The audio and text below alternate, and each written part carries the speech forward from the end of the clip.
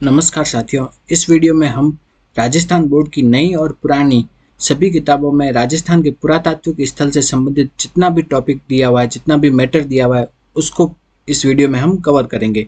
Okay, तो शुरू करते हैं। सबसे पहले हम देखते हैं राजस्थान बोर्ड की जो पुरानी नवीं की क्लास की किताब चलती थी, उसमें जो मैटर दिया हुआ है उसको देखते हैं। ठीक है, तो सबसे पहले हम देखते हैं कालीबंगा सभ्यता। ठीक है, तो कालीबंगा सभ्यता कहाँ है स्थित है? वो है हनुमानगढ़ जिले में स्थित है। ठीक है, कहाँ है? हनुमानगढ़ जिले में स्थित है और घग्गर या सरस्वती नदी के किनारे पर स्थित है।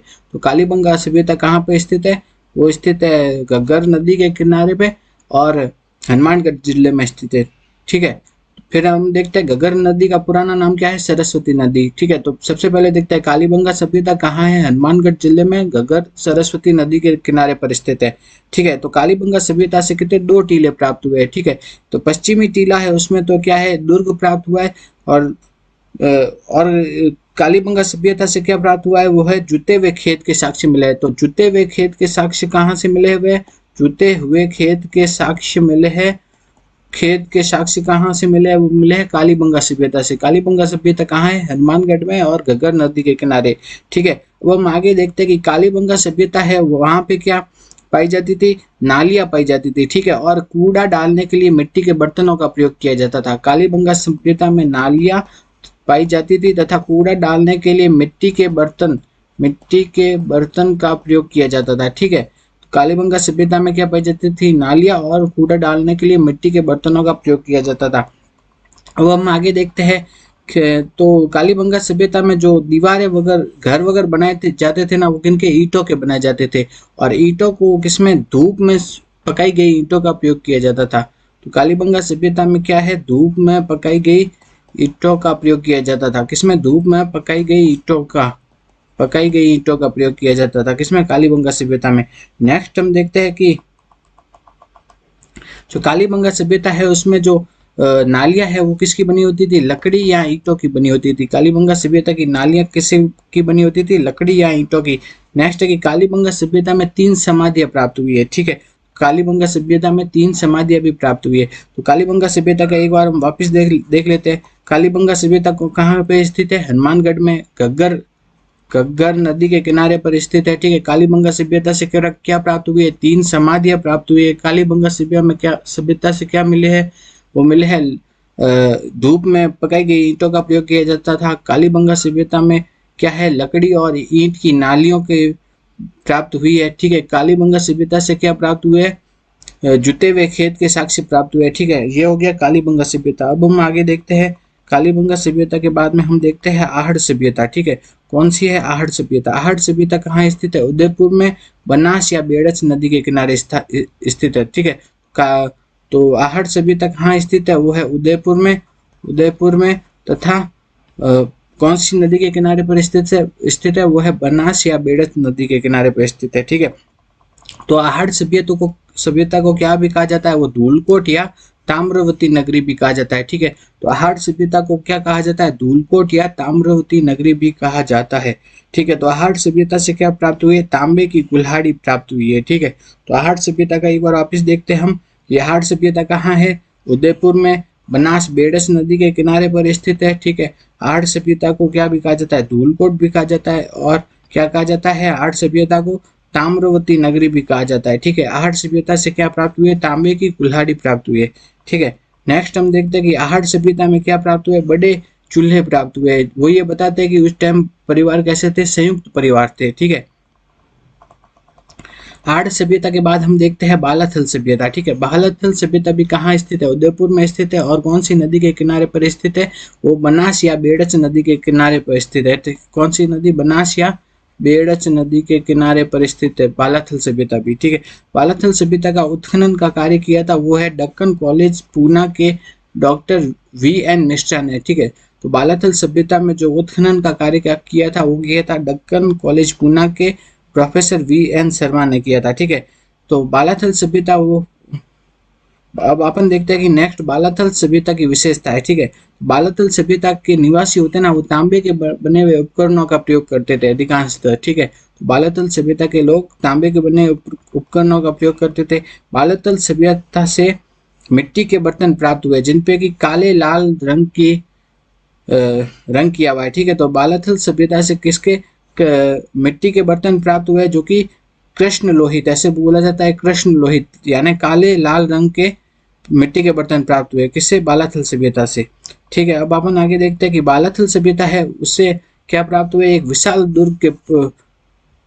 दुर्ग के प्रमाण प्राप्त हुए। तो ठीक है, अपन से एक ये क्वेश्चन पूछा जाता है कि सबसे प्राचीन दुर्गीकरण के सबसे जो प्राचीन साक्ष्य है वो कहाँ से मिले हैं? तो दुर्गीकरण के सबसे प्राचीन साक्ष्य मिले हैं वो बालाथल सभ्यता से। ठीक है, तो दुर्गीकरण के सबसे प्राचीन साक्ष्य कहाँ से प्राप्त हुआ है? वो है बालाथल सभ्यता से। नेक्स्ट हम देखते हैं बालाथल सभ्यता है उसमें क्या है? 11 कमरों के एक बड़े भवन प्राप्त हुआ है। ठीक है, बालाथल सभ्यता में 11 कमरों का एक बड़ा भवन प्राप्त हुआ है। ठीक है, बालाथल सभ्यता के बारे में हम आगे बात करते हैं। ठीक है, तो जैसे आहड़ सभ्यता है, आहड़ सभ्यता में क्या है? तांबा गलाने की भट्टियां प्राप्त हुई है। आहड़ सभ्यता से क्या प्राप्त हुई है? तांबा गलाने की भट्टियां प्राप्त हुई है। उसी तरह से बालाथल सभ्यता से क्या? लोहा गलाने की भट्टियां प्राप्त हुई है। आहड़ सभ्यता से तो क्या प्राप्त हुई है? तांबा गलाने की भट्टियां, जबकि जो बालाथल सभ्यता है उससे क्या प्राप्त हुई है? लोहा गलाने की भट्टियां प्राप्त हुई है। नेक्स्ट हम देखते हैं कि चंद्रावती, चंद्रावती सभ्यता कहाँ स्थित है? वो सिरोही माउंट आबू में स्थित है। ठीक है, चंद्रावती सभ्यता कहाँ स्थित है? माउंट आबू सिरोही में स्थित है। ठीक है, तो चंद्रावती सभ्यता से क्या प्राप्त हुए? वर्गाकार किले के अवशेष प्राप्त हुए। ठीक है, चंद्रावती सभ्यता से प्राप्त हुए वर्गाकार आकार के किले के अवशेष प्राप्त हुए चंद्रावती सभ्यता से। ठीक है, तो चंद्रावती है कहाँ? सिरोही माउंट आबू में है। चंद्रावती कौन सी नदी के किनारे स्थित है? वह सेवानी नदी, कौन सी? सेवानी नदी के किनारे पर स्थित है चंद्रावती सभ्यता। ठीक है, चंद्रावती सभ्यता की खोज किसने की थी? कर्नल जेम्स टोड ने की थी। किसने की थी? कर्नल जेम्स टोड द्वारा चंद्रावती सभ्यता की खोज की गई थी। और चंद्रावती सभ्यता किन की राजधानी थी? वो थी परमारों की राजधानी। तो चंद्रावती सभ्यता को एक बार वापस देखते हैं। चंद्रावती सभ्यता कहाँ स्थित है? वो स्थित है सिरोही माउंट आबू में स्थित है। वो कौन सी नदी के किनारे स्थित है? सेवानी नदी के किनारे स्थित है। ठीक है, इसकी खोज कर्नल जेम्स टोड ने की थी। यहाँ पर वर्गाकार किले के अवशेष प्राप्त हुए हैं। ठीक है, और ये चंद्रावती सभ्यता परमाणु की राजधानी थी। अगर आपन से पूछे कि दुर्गीकरण के सबसे पहले अवशेष प्राप्त हुए थे, वो थे बालाथल। ठीक है, ये हो गया अपन के। अभी तक हमने ना राजस्थान बोर्ड की जो पुरानी है 9th की बुक के बारे में पढ़ा है। अब जो राजस्थान बोर्ड की जो ओल्ड 6th की बुक है उसमें भी प्राचीन सभ्यताओं से जो भी टॉपिक मैटर दिया हुआ है उसको हम देखेंगे। ठीक है, तो सबसे पहले हम देखते हैं कालीबंगा सभ्यता। कालीबंगा सभ्यता कहाँ स्थित है? हनुमानगढ़ में, घग्गर नदी के किनारे। कहाँ स्थित है? घग्गर नदी के किनारे हनुमानगढ़ में स्थित है। ठीक है, यह हड़प्पा संस्कृति से मिलती जुलती है। नेक्स्ट हम देखते हैं आहड़ सभ्यता। आहड़ सभ्यता कहाँ स्थित है? वो है उदयपुर में स्थित है, बनास या बेड़स नदी के किनारे स्थित है। ठीक है, आहड़ सभ्यता को क्या भी कहा जाता है? धूलकोट या ताम्रवती नगरी भी कहा जाता है। ठीक है, आहड़ सभ्यता से पाषाण युग और ताम्र पाषाण युग के बर्तन और बर्तन इत्यादि प्राप्त हुए। ठीक है, नेक्स्ट सभ्यता है कौन सी? वो है गिलुंड सभ्यता। कौन सी? गिलुंड सभ्यता। गिलुंड सभ्यता कहाँ स्थित है? वो स्थित है राजसमंद में स्थित है। नेक्स्ट हम देखते हैं बागोर सभ्यता। बागोर सभ्यता कहाँ स्थित है? भीलवाड़ा में, कोठारी नदी के किनारे। बागोर सभ्यता को याद रखने के लिए अपन BBC याद रख सकते हैं। बी का मतलब बागोर सभ्यता। ठीक है, बी का मतलब क्या हो गया? बागोर सभ्यता। दूसरे बी का नंबर है मतलब है भीलवाड़ा, भीलवाड़ा, और सी का मतलब है कोठारी। ठीक है, कोठारी, तो मतलब BBC। बागोर सभ्यता कहाँ है? भीलवाड़ा में, कोठारी नदी के किनारे पर स्थित है। ठीक है, अब हम आगे देखते हैं कि जो ये बागोर सभ्यता है वो क्या है? उससे पाषाण एवं ताम्रकालीन अवशेष प्राप्त हुए हैं। ठीक है, बागोर सभ्यता से पाषाण एवं ताम्रकालीन अवशेष प्राप्त हुए हैं। नेक्स्ट हम देखते हैं बालाथल सभ्यता कहाँ स्थित है? उदयपुर में, बनास या बेड़त नदी के किनारे पर स्थित है। ठीक है, बालाथल सभ्यता कौन से? ताम्र पाषाण कालीन है। बालाथल सभ्यता कैसी है? ताम्र पाषाण कालीन है, अवशेष प्राप्त हुए। नेक्स्ट हम देखते हैं बालाथल कैसी है? ताम्रपाषाण कालीन है। ठीक है, अगला देखते हैं नोह। नोह कहाँ स्थित है? नोह सभ्यता स्थित है भरतपुर में स्थित है। ठीक है, नोह सभ्यता स्थित है भरतपुर में। तो हड्डियों के उपकरण कहाँ से प्राप्त हुए? अगर आपन से ऐसे पूछा जाए कि हड्डियों के उपकरण कहाँ से प्राप्त हुए? वो है नोह सभ्यता भरतपुर से। कहाँ से? नोह सभ्यता कहाँ है? भरतपुर। ठीक है, वहां से क्या प्राप्त हुए? हड्डियों के अवशेष प्राप्त हुए। ठीक है, अब हम आगे देखते हैं कि लोहे की कुल्हाड़ी इत्यादि कहाँ से प्राप्त हुए है? वो है नौ सभ्यता भरतपुर। तो नौ सभ्यता क्या है? लोहकालीन है। ठीक है, आगे हम देखते हैं चंद्रावती। चंद्रावती कहाँ स्थित है? माउंट आबू सिरोही में स्थित है। ठीक है, चंद्रावती सभ्यता से क्या है? वर्गाकार किले के अवशेष प्राप्त हुए, अनाज संग्रहण करने की कोठी के अवशेष प्राप्त हुए। और चंद्रावती सभ्यता क्या है? परमारों की राजधानी थी। ठीक है, आपने देखा था चंद्रावती सभ्यता किसकी राजधानी थी? परमारों की राजधानी थी चंद्रावती सभ्यता। और वो कहाँ स्थित थी? माउंट आबू सिरोही में स्थित थी। उससे क्या प्राप्त हुए हैं?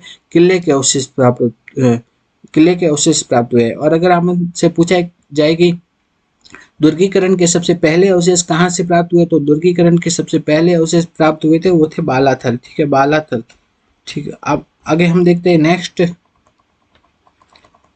अगला हम देखते हैं कि पचमाता सभ्यता। कौन सी सभ्यता है? पचमाता सभ्यता। पचमाता सभ्यता कहाँ है? राजसमंद उदयपुर में स्थित है। ठीक है, यह आहड़ बनास संस्कृति का महत्वपूर्ण स्थल है। ठीक है, पचमाता सभ्यता कौन सी? आहड़ बनास संस्कृति का महत्वपूर्ण स्थल है। ठीक है, पचमाता सभ्यता है, वहां से क्या? सीप की चूड़ियां मिली है, टेराकोटा के मनके, शंख, जवाहरात तथा लेपिस लेजुली। लेपिस लाजुली क्या होता है? एक अर्ध कीमती पत्थर होता है जो कि अफगानिस्तान के बदख्शां में पाया जाता था। ठीक है, तो लेपिस लाजुली क्या होता है? एक अर्ध कीमती पत्थर है जो कि क्या है? अफगानिस्तान के बदख्शां में पाया जाता है। ठीक है, तो ये सब चीजें कहाँ से मिली है? वह है पचमाता। पचमाता सभ्यता जो कि कहाँ पे स्थित है? राजसमंद में स्थित है। राजसमंद में स्थित है कौन सी? पचमाता सभ्यता। वहां से मिले है क्या? मिले है सीप की चूड़ियां, टेराकोटा, शंख, लैपिस लाजुली, अर्ध कीमती पत्थर इत्यादि सब ये सब चीजें मिली है पश्चिमाता से। ठीक है, नेक्स्ट है गणेश्वर सभ्यता। गणेश्वर सभ्यता कहाँ से स्थित है? नीम का थाना सीकर में स्थित है। और कहाँ है? कांतली नदी के किनारे पर स्थित है। ठीक है, तो गणेश्वर सभ्यता कहाँ स्थित है? नीम का थाना सीकर में। और कौन सी नदी के किनारे पर स्थित है? कांतली नदी के किनारे पर स्थित है, नीम का थाना सीकर में। कौन सी सभ्यता? गणेश्वर सभ्यता। आगे हम देखते हैं कौन सी सभ्यता? बैराट सभ्यता। बैराट सभ्यता स्थित है जयपुर में। ठीक है, बैराट सभ्यता से क्या है? चांदी की मुद्रा जिसे क्या कहा जाता है? पंचमार्क। पंचमार्क कहाँ से प्राप्त हुई है? वो प्राप्त हुई है बैराट सभ्यता से। कहाँ से प्राप्त हुआ है पंचमार्क? बैराट सभ्यता से। बैराट सभ्यता महाभारत काल में ये क्या? मत्स्य जनपद की राजधानी थी। किसकी? मत्स्य जनपद की राजधानी थी बैराट सभ्यता। नेक्स्ट हम देखते हैं कि अशोक का जो भाब्रू अभिलेख है, अशोक का कौन सा भाब्रू अभिलेख है, वो कहाँ से प्राप्त हुआ है? बैराट सभ्यता से प्राप्त हुआ है। और बैराट सभ्यता से अनेक प्रकार के बौद्ध मंदिर और बौद्ध स्तूप भी प्राप्त हुए हैं। ठीक है, तो बैराट सभ्यता हो गई। कहाँ स्थित है? जयपुर में स्थित है। यहाँ से महाभारत काल में मत्स्य जनपद की राजधानी थी। ठीक है, अशोक के कौन से? भाब्रू शिलालेख प्राप्त हुए बैराट सभ्यता से। यहाँ से बौद्ध स्तूप प्राप्त हुए बैराट सभ्यता से। पंचमार्क, चांदी की मुद्रा पंचमार्क प्राप्त हुई है। ये तो हमने अभी क्लास 6 जो पुरानी आरबीएससी बुक थी उसके बारे में देखा है। अब हम देखते हैं कि क्लास 9th। ठीक है, क्लास 9th की जो राजस्थान अध्ययन की किताब चलती थी उसमें राज्य पुरातात्विक स्थल से क्या मैटर दिया हुआ है वो देखते हैं। तो सबसे पहले कौन सी? कालीबंगा सभ्यता। कालीबंगा सभ्यता स्थित है हनुमानगढ़ जिले में। ठीक है, सरस्वती और जसवती नदी के किनारे पर स्थित है, जिसे क्या भी कहा जाता है? घग्गर नदी। नेक्स्ट है कालीबंगा से कौन से? हड़प्पा कालीन, पूर्व हड़प्पा कालीन तथा उत्तर हड़प्पा कालीन साक्ष्य मिले हैं। कौन से साक्ष्य मिले हैं? हड़प्पा कालीन, पूर्व हड़प्पा कालीन तथा उत्तर हड़प्पा कालीन साक्ष्य मिले हैं। ठीक है, नेक्स्ट हम देखते हैं कि जुते हुए खेत के साक्ष्य कहाँ से मिले हैं? कालीबंगा से। ठीक है, विश्व संसार के प्राचीनतम जुते हुए खेत के साक्ष्य मिले हैं कालीबंगा सभ्यता से। ठीक है, अब आगे हम देखते हैं कि जो सार्वजनिक नालियां तथा कूड़ा डालने के बर्तन ये कहाँ मिले हैं? ये भी मिले हैं कालीबंगा सभ्यता से। ठीक है, तो नालियां तथा कूड़ा डालने के लिए क्या है? मिट्टी के बर्तन कालीबंगा सभ्यता से मिले हैं। नेक्स्ट हम देखते हैं अग्नि वेदिकाओं। अग्नि वेदिकाओं के साक्ष्य भी कहाँ से मिले हैं? कालीबंगा से। तो कालीबंगा से क्या मिला? जुते हुए खेत, अग्नि वेदिकाएं, पुरानी नालियां। ठीक है, नालियां जो लकड़ी और ईंटों की बनी हुई थी, धूप में पकाई गई ईंटों के साक्ष्य मिले हैं। ये सब कहाँ से मिले? कालीबंगा से। ठीक है, नेक्स्ट देखते हैं कालीबंगा से क्या मिली है? 3 समाधियां प्राप्त हुई है। क्या प्राप्त हुई है? 3 समाधियां प्राप्त हुई है। अगला हम देखते हैं आहड़ सभ्यता। आहड़ सभ्यता कहाँ स्थित है? उदयपुर में स्थित है, बनास नदी के किनारे पर स्थित है। आहड़ सभ्यता को क्या भी कहा जाता है? ताम्रवती नगरी या धूलकोट भी कहा जाता है। ठीक है, तो आहड़ सभ्यता कहाँ स्थित है? वो है उदयपुर में, बनास नदी के किनारे, ताम्रवती नगरी या धूलकोट भी कहा जाता है। नेक्स्ट हम देखते हैं तो तांबे की कुल्हाड़ी कहाँ से मिली है? वो मिली है आहड़ सभ्यता से। तांबे की कुल्हाड़ी मिली है आहड़ सभ्यता से। ठीक है, तो बड़े आकार के चूल्हे कहाँ से प्राप्त हुए? बड़े आकार के चूल्हे प्राप्त हुए आहट सभ्यता से। ठीक है, ठीक है। अब हम देखते हैं कि के बर्तन बनाने की कला, ठीक है, ये भी आहट सभ्यता से प्राप्त हुई है। ठीक है, नेक्स्ट है,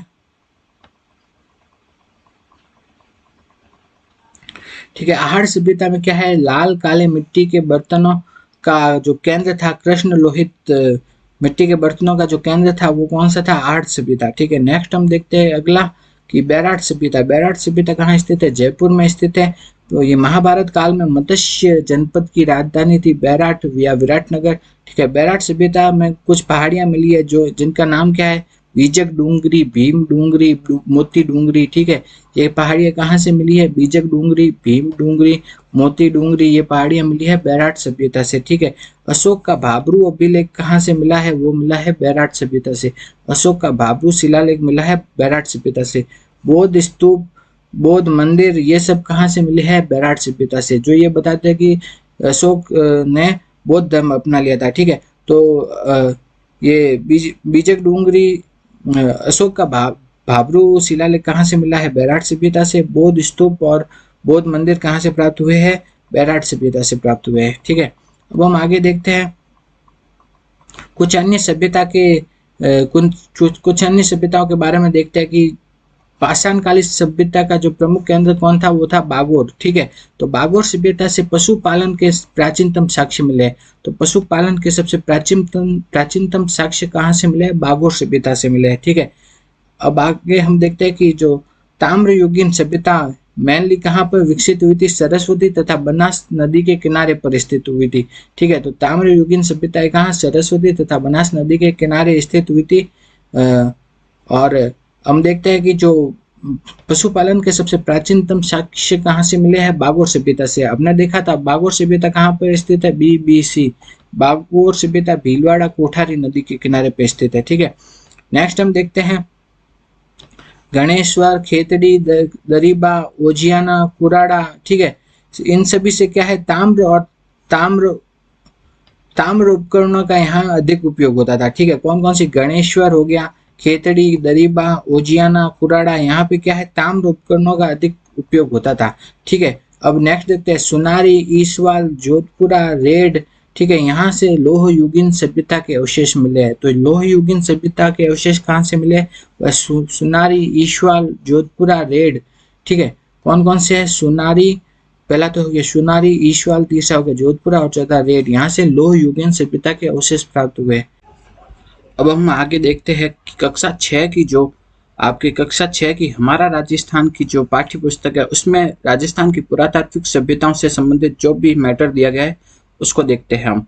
ठीक है, तो हम सबसे पहले देखते हैं कालीबंगा सभ्यता। वो कहाँ है? सरस्वती या दृष्टद्वती नदी के किनारे स्थित है। इसकी खोज किसने की थी? अमलानंद घोष ने की थी। और ये कहाँ पे स्थित है? कालीबंगा सभ्यता हनुमानगढ़ जिले में स्थित है। ठीक है, हनुमानगढ़ जिले में गगन या सरस्वती नदी के किनारे पर स्थित है। ठीक है, इसकी खोज तो किसने की थी? अमलानंद घोष ने की थी। जबकि इसके जो उत्खनन यानी खुदाई का कार्य किसने चालू किया था? वो क्या है? बीबी लाल व बीके थापर ने चालू किया था। ठीक है, तो कालीबंगा सभ्यता की खोज तो की थी किन्होंने? अमलानंद घोष ने की थी। और जबकि इनका खुदाई का कार्य चालू किया था बीबी लाल तथा बीके थापर ने चालू किया था। ठीक है, तो कालीबंगा सभ्यता है सिंधु सरस्वती सभ्यता का ही एक हिस्सा है। ठीक है, तो अब हम आगे देखते हैं कि नेक्स्ट देखते हैं कि कालीबंगा सभ्यता से क्या प्राप्त हुए। यहाँ से है ना लकड़ी तथा ईंटों की बनी हुई नालियां प्राप्त हुई है। ठीक है, कालीबंगा सभ्यता से क्या प्राप्त हुए? अग्निकुंड प्राप्त हुए। ठीक है, कालीबंगा सभ्यता से एक दुर्ग के अवशेष भी प्राप्त हुए। कालीबंगा सभ्यता से क्या प्राप्त हुए? जुते हुए खेत के अवशेष प्राप्त हुए। तो कालीबंगा सभ्यता से क्या क्या प्राप्त हुए? पहला तो है लकड़ी व ईंटों की बनी हुई नालियां। ठीक है, अग्निकुंड, ठीक है, जुते हुए खेत के साक्ष्य मिले हैं कालीबंगा सभ्यता से। ठीक है, ये सब कहाँ से मिले? कालीबंगा सभ्यता से मिले। ठीक है, आगे हम देखते हैं कि कालीबंगा सभ्यता है उसमें है ना कि कांस्य के दर्पण भी मिला है। ठीक है, तथा हाथी के दांत का कंगा भी मिला है। ठीक है, तो हाथी के दांत का कंगा तथा कांस्य का दर्पण कहाँ से मिला है? वो मिला है कालीबंगा सभ्यता से। नेक्स्ट हम देखते हैं कि आहट सभ्यता। आहट सभ्यता कहाँ पर स्थित है? वो है उदयपुर में स्थित है। बनास या बेड़च नदी के किनारे पर स्थित है। आहट सभ्यता को क्या कहा जाता है? धूलकोट कहा जाता है। ठीक है, या ताम्रवती नगरी भी कहा जाता है। आहट सभ्यता को क्या कहा जाता है? धूलकोट या ताम्रवती नगरी ये कहा जाता है आहट सभ्यता को। ठीक है, दो बातें याद रखनी है, एक तो है क्या है ताम्रवती नगरी, क्या है ताम्रवती नगरी, तो ताम्रवती नगरी तो कौन है, वो है आहट है। ठीक है, आहट सभ्यता है। ठीक है, जबकि आपसे ऐसे पूछा जाए कि ताम्रयुगीन सभ्यताओं की जननी, तो ताम्रयुगीन सभ्यताओं की जननी तो क्या है गणेश्वर सभ्यता है। क्या है, गणेश्वर सभ्यता। तो ताम्रयुगीन सभ्यताओं की जननी तो है गणेश्वर सभ्यता, जबकि ताम्रवती नगरी क्या है, वो है आहट सभ्यता। ठीक है, अब हम आगे देखते हैं, आगे देखते हैं कि है ना आहट सभ्यता से क्या प्राप्त हुए, तांबे के औजार प्राप्त हुए हैं, और तांबे की कुल्हाड़ी कहाँ से प्राप्त हुई है, आहट सभ्यता से। ठीक है, तो आहट सभ्यता के बारे में हम देख लेते हैं एक बार वापस कि आहट सभ्यता कहाँ स्थित है, उदयपुर में। आहट बनास या बेड़स नदी के किनारे स्थित है। आहट सभ्यता को क्या कहा जाता है, धूलकोट या ताम्रवती नगरी कहा जाता है। जबकि ताम्रयुगीन सभ्यताओं की जननी किसे कहा जाता है, वो कहा जाता है गणेश्वर सभ्यता को। ठीक है, ताम्रवती नगरी तो हो गया आहट, जबकि ताम्रयुगीन सभ्यताओं की जननी क्या हो गया, गणेश्वर। ठीक है, तो तांबे के औजार बनाने का जो केंद्र था वो था आहट सभ्यता। ठीक है, तांबे की कुल्हाड़ी कहाँ से प्राप्त हुई है, आहट सभ्यता से प्राप्त हुई है।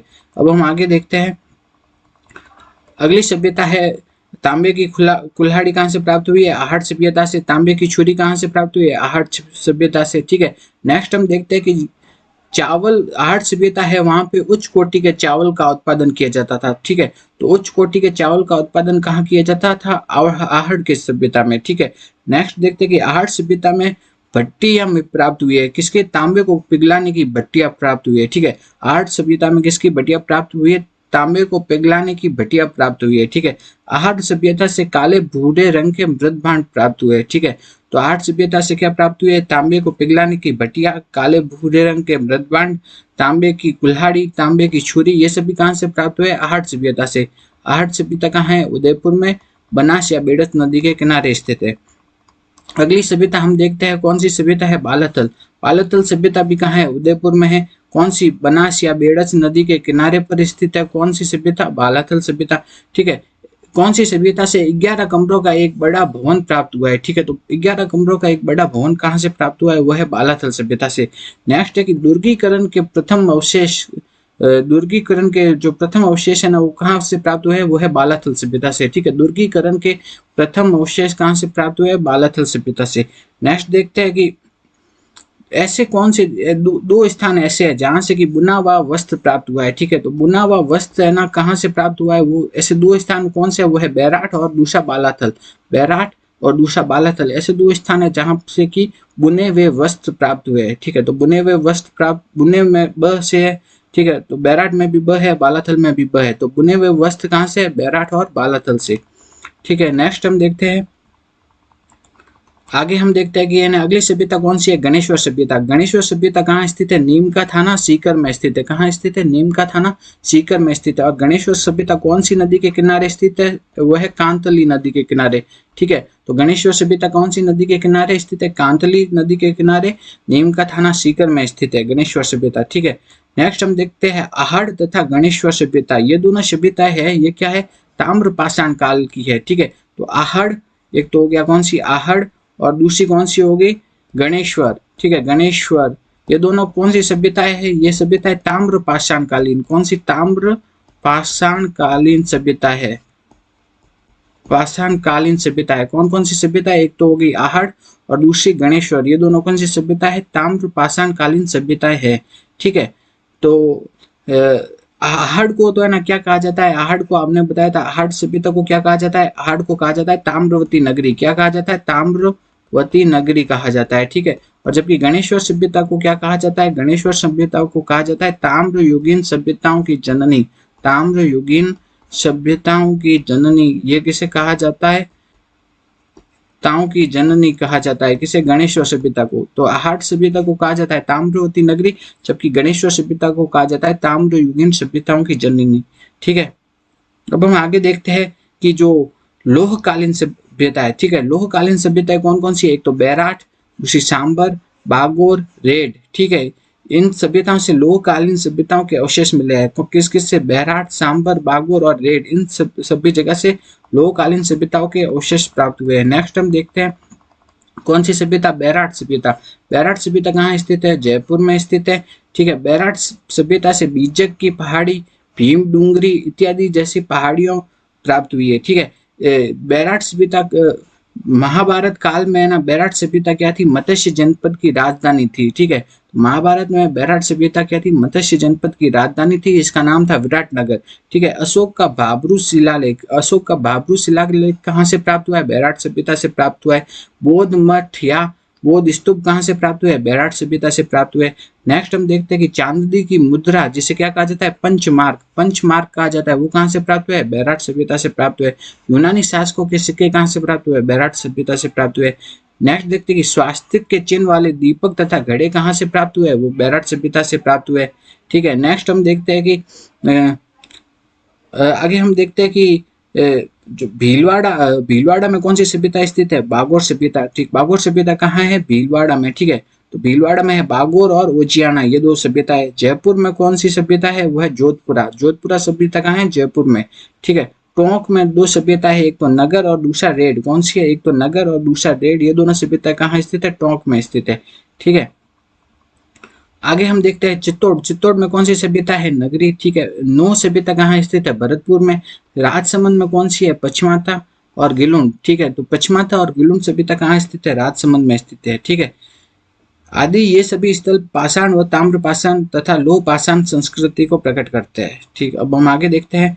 ये तो क्या हो गया, जो कक्षा 6 की हमारा राजस्थान के बारे में पढ़ा है। ठीक है, अब हम कक्षा 10 की जो राजस्थान कला संस्कृति और इतिहास की जो पाठ्य पुस्तक है, उसमें राजस्थान के पुरातत्व के स्थल से जो भी संबंधित टॉपिक दिया गया है उसको हम देखते हैं। ठीक है, सबसे पहले हम देखते हैं राजस्थान की ताम्रकालीन सभ्यताओं में कौन कौन से है, वो है गणेश्वर, कालीबंगा, गिलुंड, आहड़, झाडोल।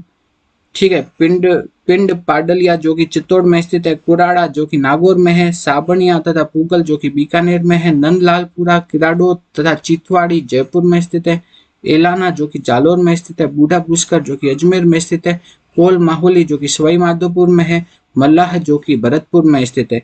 ये सभी क्या है, ताम्रकालीन संस्कृतियां हैं। ठीक है, तो कौन कौन सी, गणेश्वर, कालीबंगा, गिलुंड, आहड़, झाड़ोल जो कि उदयपुर में है, पिंड पाडलिया जो कि चित्तौड़ में है, कुराड़ा नागौर में, साबनिया तथा पूगल बीकानेर में, नंदलालपुरा, किराडो चितवाड़ी कहाँ है, जयपुर में, इलाना कहाँ है, जालोर में, बूढ़ा पुष्कर अजमेर कहाँ है, बूढ़ा पुष्कर है अजमेर में। ठीक है, ये सभी सभ्यता है क्या है, ताम्रकालीन संस्कृति से संबंधित है। ठीक है, अब हम आगे देखते हैं कि लोह काल से संबंधित सभ्यताएं कौन कौन सी है, तो वो है नोह भरतपुर, जोधपुरा जयपुर में, सुनारी झुंझुनू, रेड टोक में इत्यादि सभ्यताओं से लोहकालीन संस्कृति के हथियार और उपकरण प्राप्त हुए। तो लोहकालीन सभ्यता से संबंधित कौन कौन सा है, नोह भरतपुर, जोधपुरा जयपुर, सुनारी झुंझुनू, रेड टोक। ठीक है, इत्यादि सभ्यताओं से लोहकालीन सभ्यता के क्या प्राप्त हुए, हथियार व उपकरण प्राप्त हुए। ठीक है, जोधपुरा तथा सुनारी से लोहे को गलाने की भट्टियां प्राप्त हुई है। ठीक है, लोहे को गलाने की भट्टियां कहाँ से प्राप्त हुई है, वो है जोधपुरा तथा सुनारी से। ठीक है, ठीक है, जोधपुरा तथा सुनारी से लोहे को गलाने की भट्टियां तथा अस्त्र शस्त्र बनाने के कारखाने प्राप्त हुए। ठीक है, रेड जो कि कहाँ पे स्थित है, टोक में स्थित है, उसे प्राचीन राजस्थान का टाटा नगर की संज्ञा दी गई है। ठीक है, तो रेड को क्या दी गई है, प्राचीन राजस्थान के टाटा नगर की संज्ञा दी गई है। ठीक है, ये सभी किससे संबंधित है, लोहकालीन सभ्यताओं से संबंधित है। ठीक है, नेक्स्ट हम देखते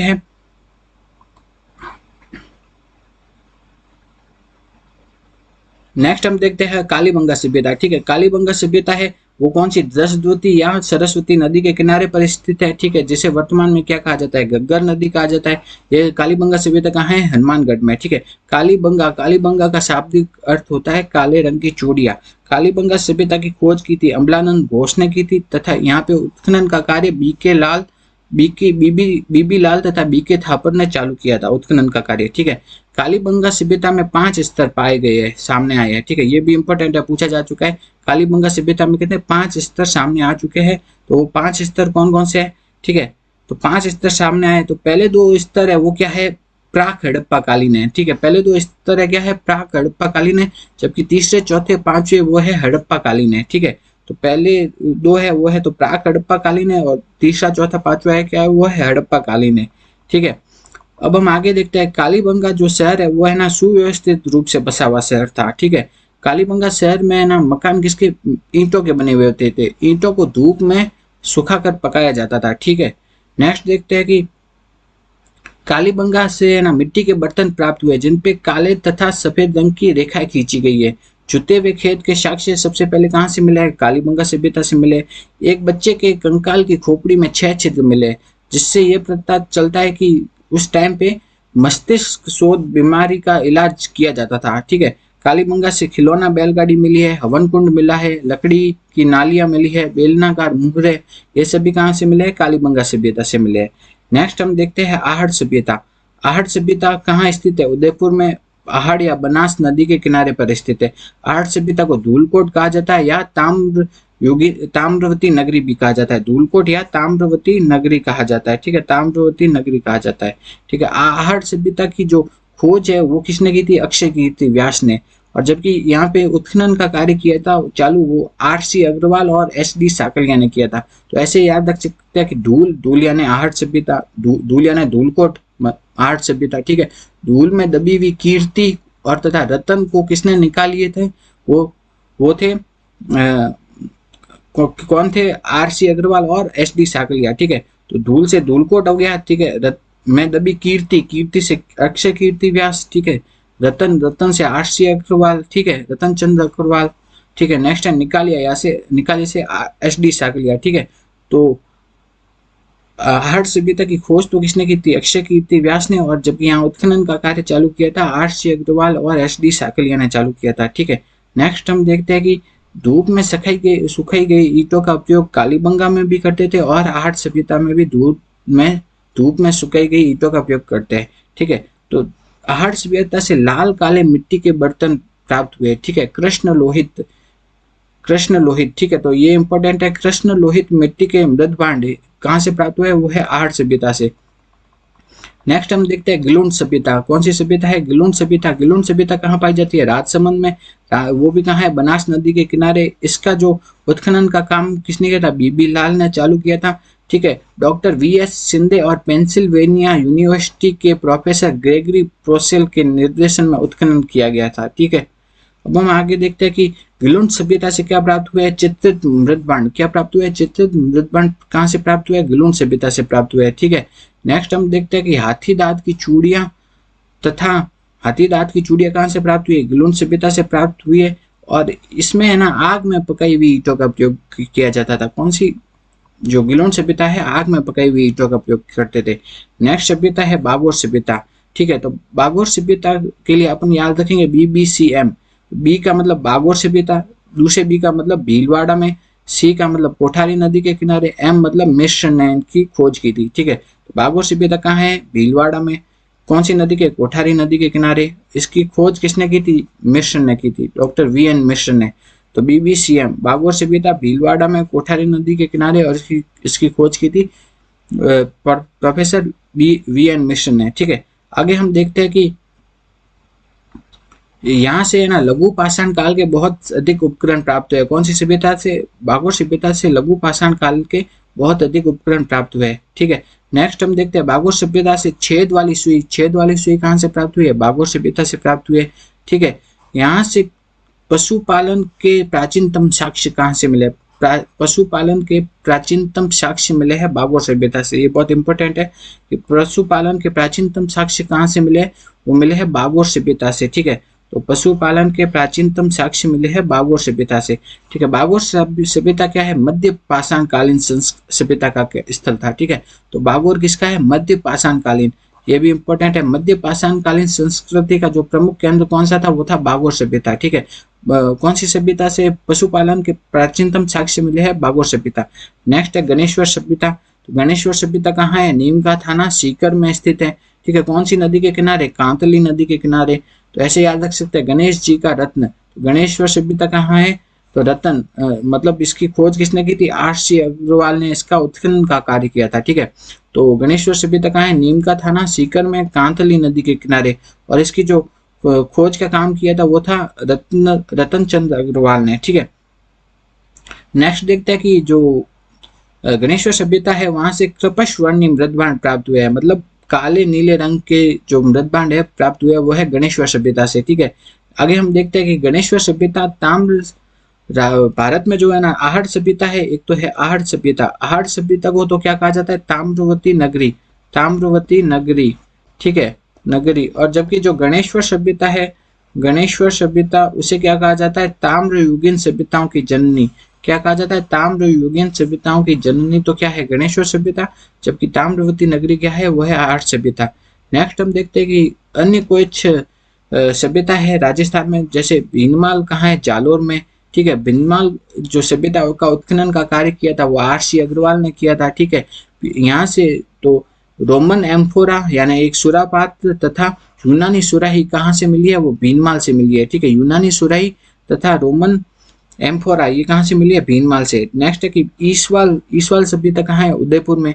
तो यहाँ पे लौह उद्योग के साक्ष्य मिले हैं, ठीक है। तो ईसवाल सभ्यता कहाँ है, उदयपुर में। यहाँ से लौह उद्योग के साक्ष्य मिले हैं ईसवाल सभ्यता से, ठीक है। अब हम आगे देखते हैं नेक्स्ट कौन सा है, बैराट सभ्यता। बैराट सभ्यता कहाँ है, बीच।